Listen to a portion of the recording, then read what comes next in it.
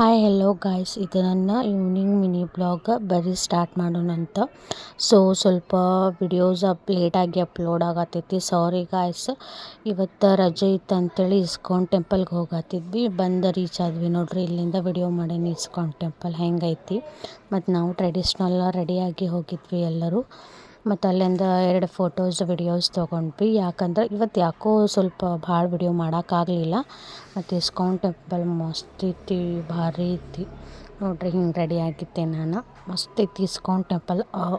First time ISKCON temple ಹೋಗಿದ್ವ. ಎಲ್ಲರೂ ಭಾಳ ಮಂದಿ ರಶ್ ಇತ್ತು.